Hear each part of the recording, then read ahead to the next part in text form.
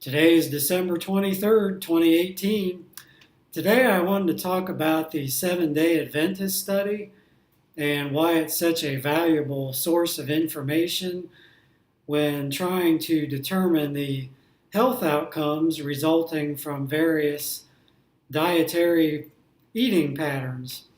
And the Seven-Day Adventists, it's a church group, and the studies actually were started at the behest of the National Institute of Health because they realized that this is a group that is considerably healthier than the average American, and they wanted to learn about what kind of lifestyle choices have an effect on health outcomes. And it's been divided into a few different phases. The last phase involved about 90,000 participants, and they were studied from 2002 until 2014. So pretty good sample size there to look at. And one of the nice things about this study is that it's a rather homogeneous group of people all living a relatively healthy lifestyle. In fact, they have about a life expectancy that's about 10 years longer than the average American. So this kind of gives us something to strive for when we look at the way they live. And the one beauty of it is that they have controlled for many variables. So a lot of these studies, they might have people in one group that are at a different income level or different education and different exercise habits and whatnot. And that often can skew the results. But the other great thing is they have it divided up into strict vegans versus lacto-ovo vegetarians, and they had a omnivore group which ate kind of all animal products. They had pescatarians, and they had semi-vegetarians. So you could look at the incidence of disease and how it compares among all these groups. So what I will do is I will pull up some of the results from the study, and you can see numerically how this all turned out. All right, let's look at some of the results for the Seven-Day Adventist study. First off, we have BMI, body mass index, and down below it lists that the omnivores had a BMI on average of 28.3, and the lacto-ovo vegetarians were at 25.5, and the vegans came in at 23.1, which is the only group who came in averaging a BMI that is within what is considered a healthy range. Usually 20 to 25 is considered healthy BMI.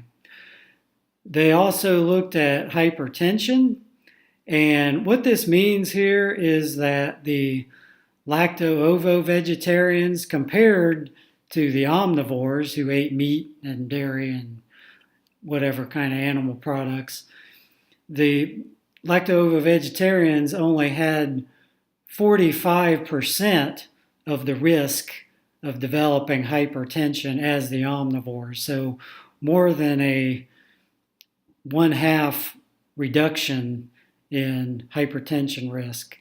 And for vegans, it was even greater. They only had 25% of the risk of getting hypertension compared to the omnivores. Down here, they also looked at diabetes and similarly dramatic differences. See, the lacto-ovo vegetarians only 39% of the risk, and vegans only had 22% of the risk as the omnivores. And if you look at just to give you a big picture, if you look at the American population as a whole, they have roughly 10% of people have diabetes, but the omnivores within the Adventist study only about 8% of them had diabetes. So even the omnivores were considerably better than the average American. Now back to this percentage here, this 22% of the risk. I know what you're thinking. You're probably thinking, well, yes, of course the vegans had way less diabetes risk because veganism is a starvation diet, and being thin in and of itself massively reduces your risk of diabetes no matter what you eat. But I would point out down here, they examined type 2 diabetes and they controlled for many, many, many variables. So, and one of the variables they controlled for down here was BMI. So they were comparing across the groups people who were of the same BMI and also similar income and education and exercise and drinking habits. This was a really well controlled for study. And you see here, still even after controlling for BMI, the lacto-ovos only had 62% of the risk, and the vegans only had 38% of the risk. So there's more going on here than just the starvation of vegans leading to less heart disease and diabetes. Now, also, those were the most dramatic differences, but for cancer, you do see all cancers. You see there was somewhat of a decreased risk for the lacto-ovo vegetarians and even greater risk for the vegans. And they looked at all kinds of diseases, and the outcomes were pretty similar for things like dementia and arthritis and some of the other things. It was maybe similar magnitude to the reduction that we saw in cancer. Now, where did the vegans fall apart?